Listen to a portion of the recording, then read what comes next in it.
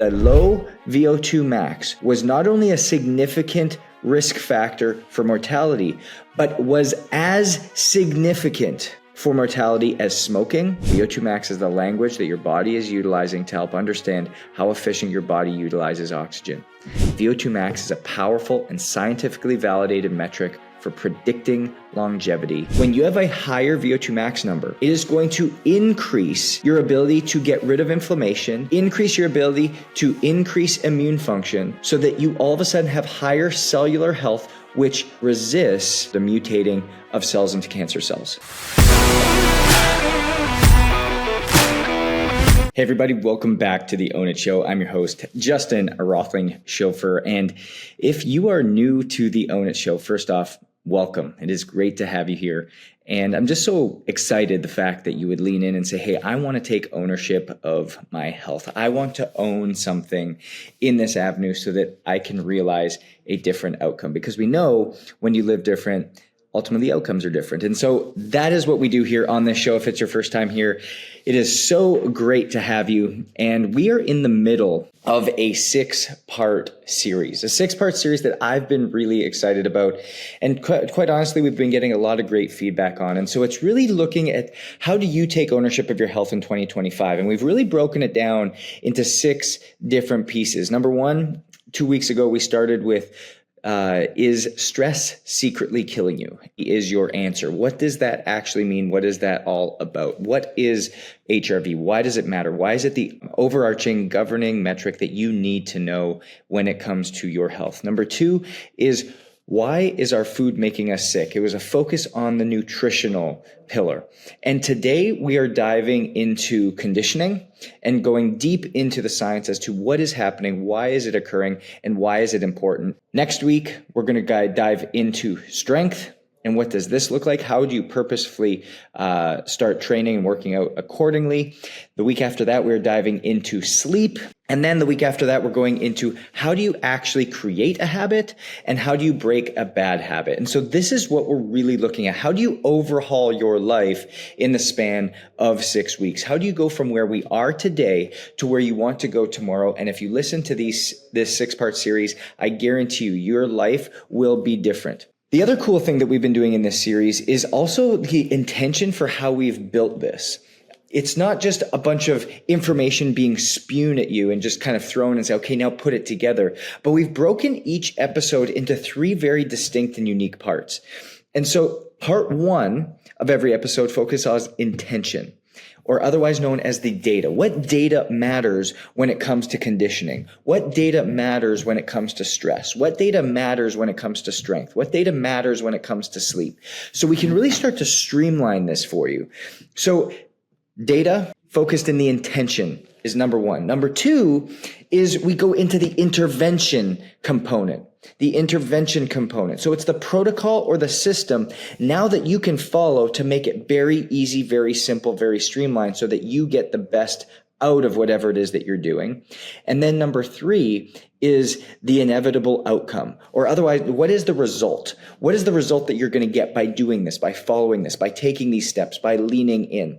And so if you haven't noticed, each episode follows the 3I system: the intention, the intervention, and then the inevitable outcome that you're going to receive as we go in. And so today, I'm super excited because we're talking about conditioning. And when it comes to conditioning, a lot of people might start rolling their eyes. They're going, isn't this just fitness? Isn't this just what fitness is all about? And I actually hit a hard pause when I hear that.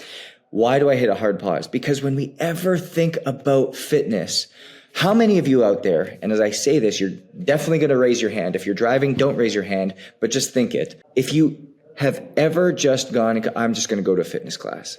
I'm just going to go ride my Peloton. I'm just going to go out for a couple mile run.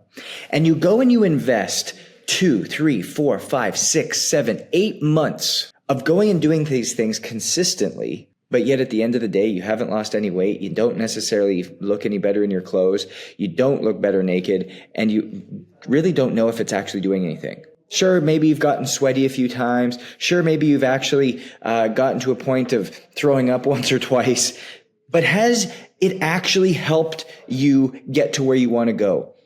I think so many people spend time rather than investing time. When you spend time and you don't actually look like you work out, why would you want to continue to go keep doing it?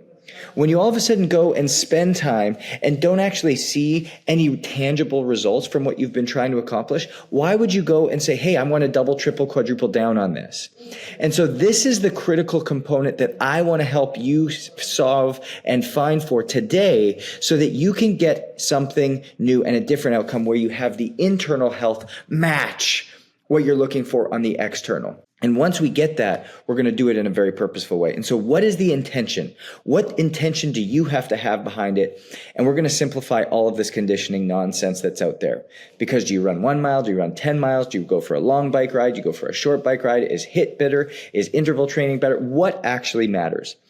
At the end of the day, it comes back to what is happening inside your body. So what are we currently measuring? Quite frankly, we're not probably measuring anything when it comes to conditioning. Somebody might have said, hey, go for a 1 mile run and we're going to get a time.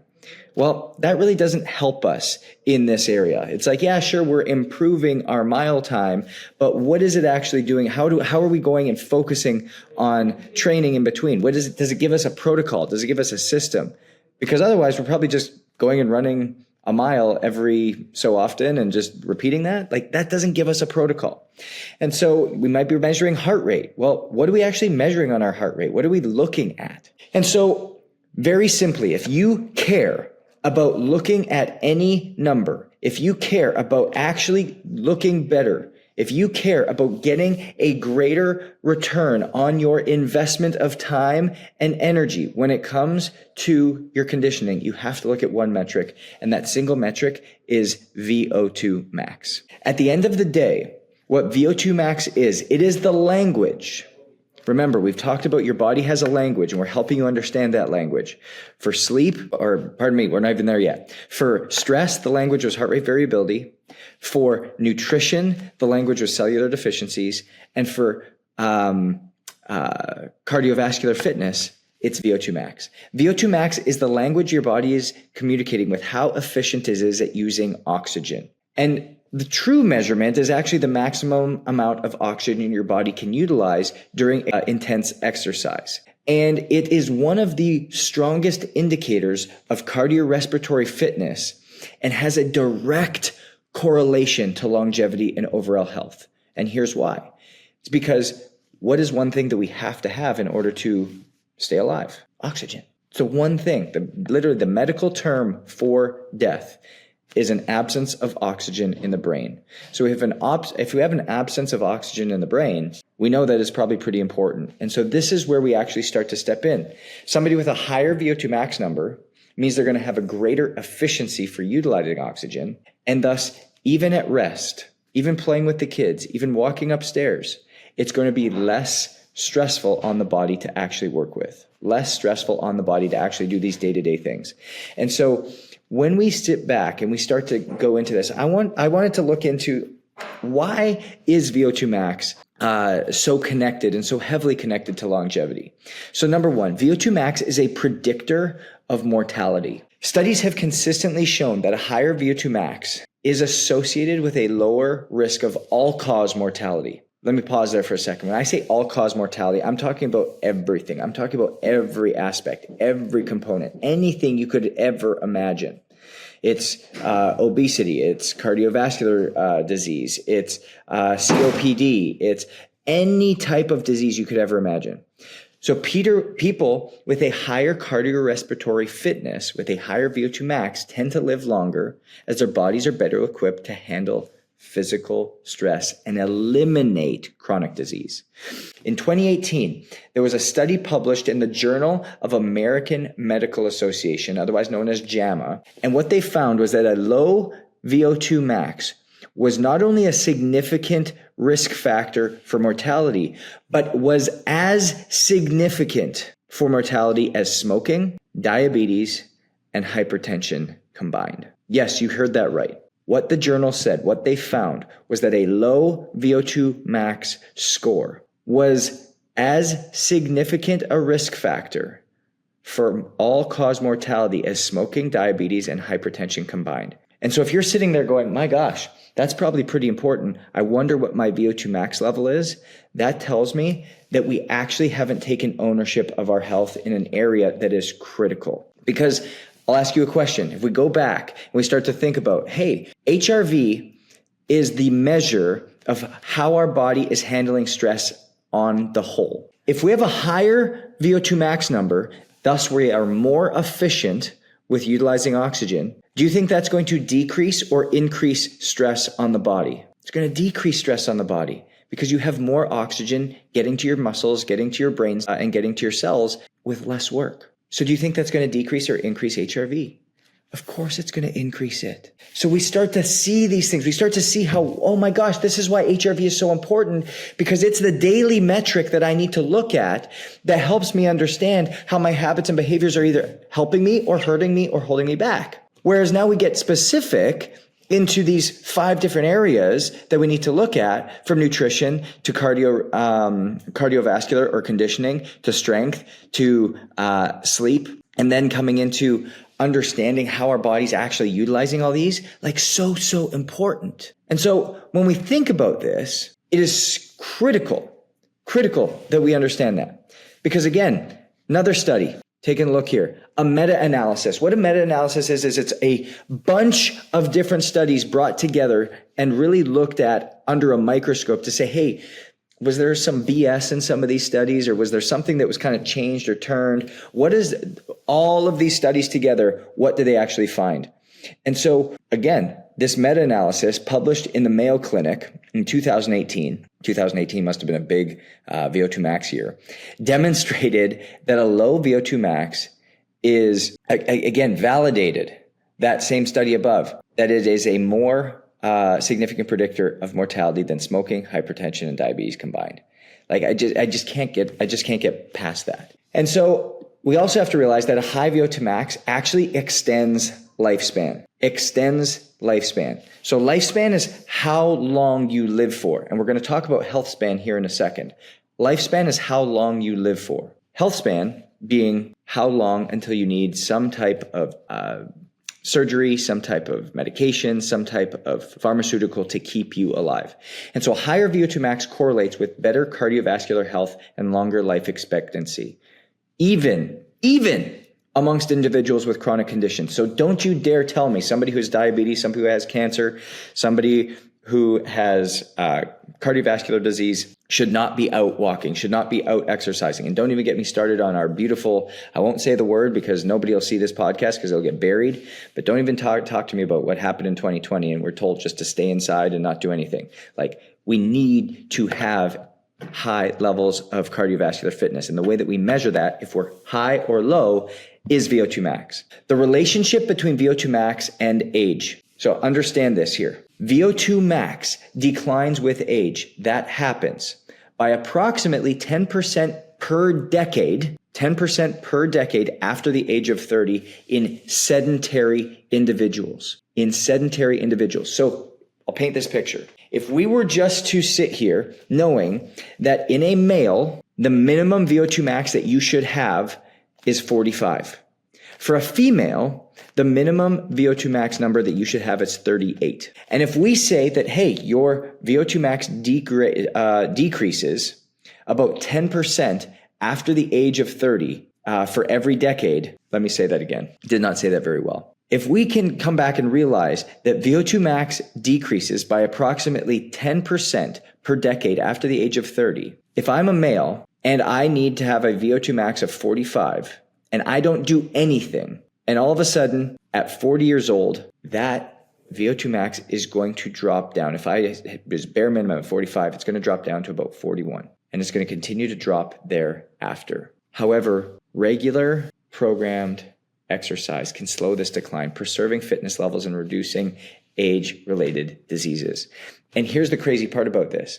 When we actually start to look at this, your biological age versus chronological age. So biological, how fast your cells are aging, versus chronological age, how many times you've had a birthday, can actually show that it preserves a lower biological age. What that means is that individuals with a higher VO2 max are usually younger biologically compared to their chronological age and their peers, which means you have a better health span. So if all of a sudden you have a 65-year-old person and they have a VO2 max that is that of like 50, 55, 60, that means that at the cellular level, their biological age, even though they're 65 years old, may actually be somewhere around 45 years old internally. That's how they're aging. You know these people, you look at them and you're like, my gosh, there's rippling muscles and they look like they aren't a day over 40. How did they do it? VO2 max has a major play. We have to realize that cardiovascular and metabolic health, starting meaning at the heart and the blood vessel efficiency, a higher VO2 max reflects improved heart efficiency, better oxygen delivery, and the utilization of its muscles, which lowers the risk of cardiovascular disease, which is the leading cause of death. The number one chronic illness, cardiovascular disease. When we talk about diabetes and metabolic syndrome, an increased VO2 max is associated with better insulin sensitivity, better glucose metabolism, and a reduced risk of developing type 2 diabetes and metabolic syndrome. I'll even add on to that all of a sudden, when we think about what Alzheimer's and dementia is, it's actually type 3 diabetes. So again, an inability to have regulate blood glucose and an inability to regulate insulin sensitivity. So when we think about these things, we can all of a sudden start to eliminate so many diseases that we're walking into simply by focusing on this number VO2 max. There's two more things I want to talk about here, two more studies. VO2 max and disease resilience. We talk about cancer. A higher VO2 max is linked to a reduction in the risk of certain cancers, likely due to its role in maintaining systemic inflammation and immune function. What that means is that when you have a higher VO2 max number, it is going to increase your ability to get rid of inflammation, increase your ability to increase immune function, so that you all of a sudden have higher cellular health, which resists the flipping or the changing or the mutating of cells into cancer cells. And all of a sudden they start to be able to kill them off, or they are able to hold them at bay. Really critical to understand this. Remember, when oxygen is present, disease is absent. When oxygen is present, disease is absent. And the exact opposite is true. When oxygen is not present, disease is. So we have to be aware of this. The other thing that comes back to when we talk about disease resilience is the neurodegenerative diseases. Again, remember what I talked about. Alzheimer's or severe cognitive decline or dementia are all really type 3 diabetes. And so what the studies have shown is that, especially this one in 2021 from the Mayo Clinic again, studies suggest that high levels of cardiovascular and cardiorespiratory fitness measured by VO2 max helps protect against cognitive decline and diseases like Alzheimer's and dementia. We have to start to hold on to this. And the last thing is exercise and VO2 max improvement. So again, how are we going to do this? What are we all about? Why does this matter? How do we get here? And we're going to talk about ways in which we can actually start to do this. And so VO2 max is a powerful and scientifically validated metric for predicting longevity. Maintaining or improving VO2 max through your regular day activity will ultimately enhance respiratory fitness, reduce chronic diseases, and improve that quality of life. I still remember there was an article that came out by Peter Attia, and he talked about why it is so important, why this is so critical, what is actually we're needing to do. And when he sat here and he talked about it, not only was he also validating that VO2 max has an amazing correlation to reducing all-cause mortality, we see a very clear trend, but simply bringing your VO2 max from a low bottom percentile to a below average 25th to 30th percentile, so just bumping it a little bit, is associated with a 50% reduction in all-cause mortality. And then when you go from a low to above average, or 50 to 75th percentile, it actually reduces it close to 70%. So just getting better takes you from a high risk to 70% less chance of all-cause mortality. Like, tell me that that's not worth it. Tell me it's not worth just going and saying, hey, I need to get my VO2 max tested. And so you might be sitting here going, okay, Justin, how do I actually get this tested? How do I actually go and get this done? Well, again, with all of our Own It clients, this is something that we've been doing with every single person since we started. We can do it in an active way or a passive way. And so for me, it's been really, really important that we get this done in each and every one of our members. And so when we sit here and we start talking about, okay, how do we actually measure VO2 max? I'm going to talk about this from a sense of how you're going to be able to do this on your own, how you can be able to implement this and really be able to feel like, hey, I've got my hands in this. Because actually, as I'm filming this, I just held one of our quarterly in-person days. And what happens is all of our clients come down to Miami, whoever wants to, and we get all of their VO2 max testing done. And we get really accurate numbers. We're able to see trend lines. We're actually able to start programming specifically, which I'll talk to you about here in a second, so that we can take action steps in a very purposeful way. Now, for you going home today and you're like, hey, I want to do this, there's a very specific way. So we would, number one, want to measure it with a Cooper test. What a Cooper test is you go to a treadmill or you go onto a track. And what you need to do is you simply need to run for a max distance as far as you can for 12 minutes. So if you run for 12 minutes around the track as far as you can and you get 2.3 miles, great.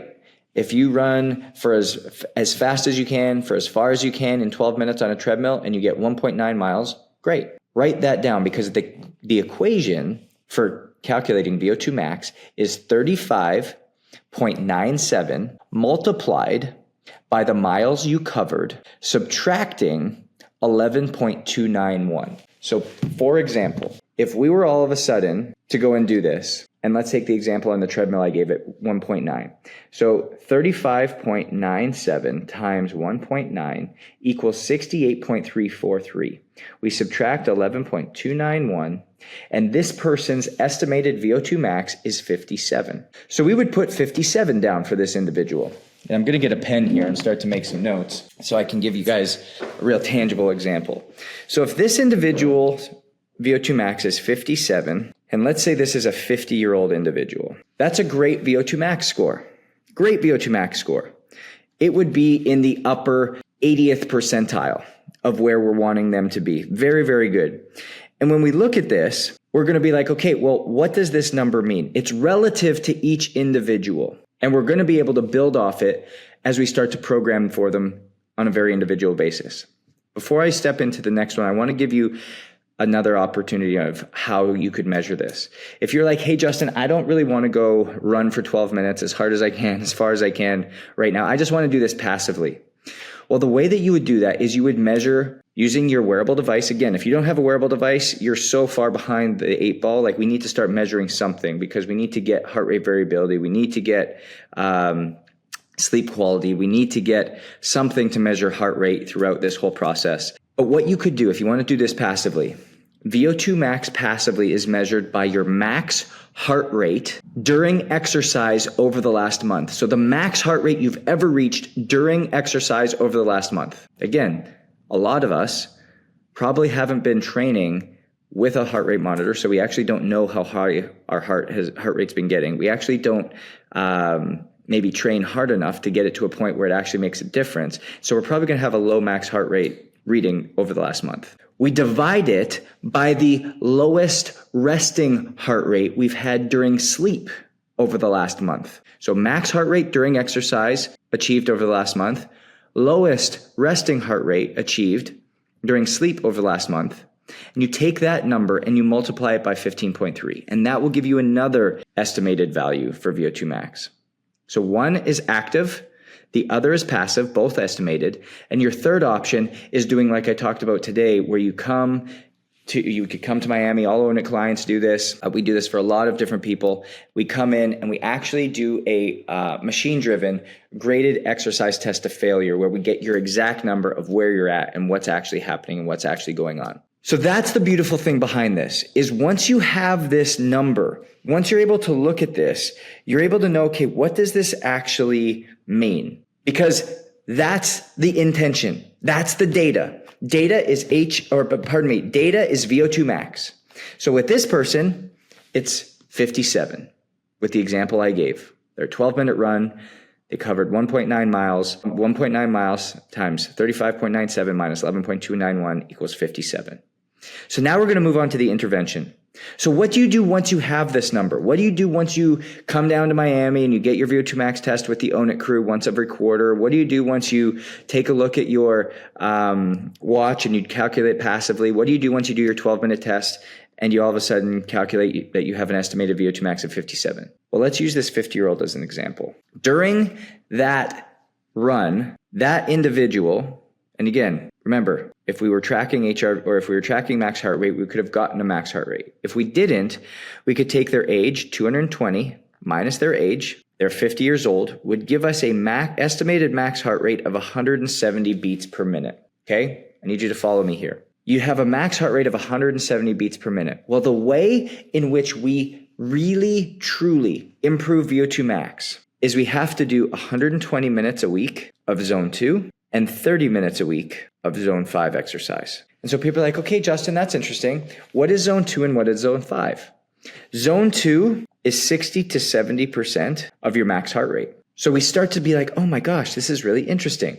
So this individual has a max heart rate of 170. 60 to 70% of 170 means that this person's low end of zone 2 would be 103 and high end would be 121. That means that for 2 hours a week, I don't care if that's 4 sessions of 30 minutes. I don't care if that's 2 sessions of 60 minutes. I don't care if that's 5 sessions of 25 minutes. They need to stay between 103 and 121 beats per minute.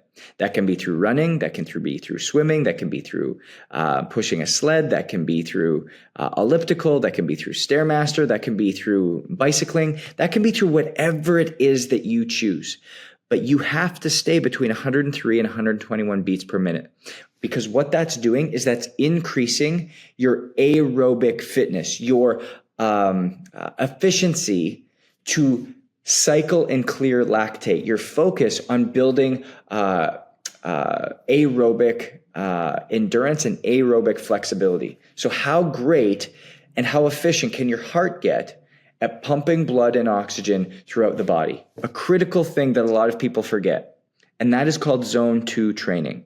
The second place you need to play is in zone 5, and this is 30 minutes a week. So for this person who has a max heart rate of 170, zone 5 is 90 to 100% of your max heart rate. So that means that this individual would have to be at 30 minutes per week between 158 and 170 beats per minute. What does this look like? Well, that's usually a really hard sprint for 2 to 3 minutes in duration. So you could do 5 reps of a 2 to 3 minute sprint with a 1.5 to 2 minute rest in between. And you'll start to notice that you get into these higher ranges. It's the HIIT training we're talking about, high intensity interval training. It could be pushing a heavy sled. It could be sprint repeats. It could be on a bike sprint repeats. It could be on elliptical repeats. It could be on a Stairmaster repeats. It could be any of these things. But it has to be constant. It has to be consistent. Your zone 2 work cannot be done during strength training, because there's too many peaks and valleys. It needs to be steady. It needs to stay there. Your zone 5 work cannot be done during a group training class. It needs to be done with intentional sprints, intentional sprinting, where your rest intervals are specific and you know that you're getting into zone 5. So you need 30 minutes of zone 5 per week, which is between 158 to 170 beats per minute, which is 90 to 100% for this individual. So 30 minutes a week at zone 5, which is 90 to 100% of your max heart rate. And then you need 120 minutes of zone 2, which is 60 to 70% of your max heart rate. You would go along with that. You would go and you would focus on that for approximately 4 weeks. And then guess what you would do? I usually say about 12 to 16 weeks, like 3 to 4 months. You go and do this consistently. Go and do this continuously. But when you do this over the course of time, guess what you do next? You test again. You test. Why would you test? Because if this person, this 50-year-old person that we estimated had a VO2 max of 57, and they went and they didn't do any of this specific heart rate protocol, and they just went and rode the Peloton and just went and rode the bike and just went and had their personal trainer, they went and invested $15,000, $20,000 a year on their personal trainer, and they're doing all these things. And then a year later, we test their VO2 max again and it was 57. Would that be a good or negative thing? Be a negative thing. It means it doesn't improve. If I asked you for $1 million loan and I said, hey, in a year, I'm going to give you that $1 million back, what would you say? Of course not. I want a return on that investment. I want something better. I want something positive. I want to see a better, greater return on that. And so we don't settle for the same thing in our health. We're like, oh, well, you know what? I went to my trainer all year and I rode the Peloton. I did my runs. I followed the plan that I just found on YouTube or that I heard on a podcast. And my jeans fit the same. My clothes fit the same. I weigh the same. I have no more muscle mass. My lean mass is the same and my VO2 max is the same.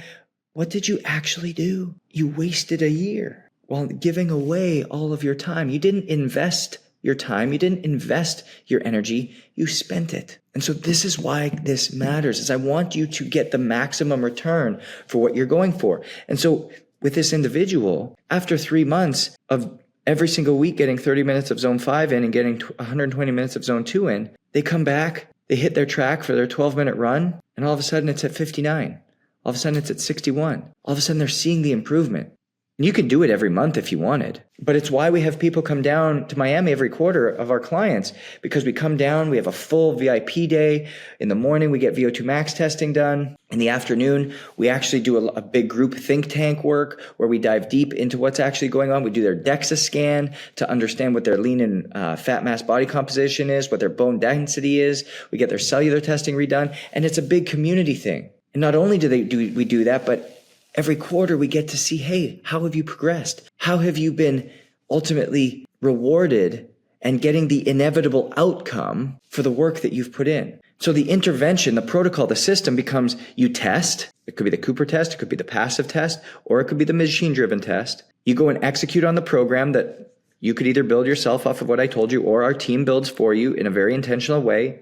30 minutes of zone 5 per week, 120 minutes of zone 2 per week. You have some strength training, which we'll talk about next week, which also improves VO2 max. But you do those things, you do them consistently, you get held accountable, and then you retest. And guess what you do after you retest? You reprogram. Because as you improve, you need to start changing.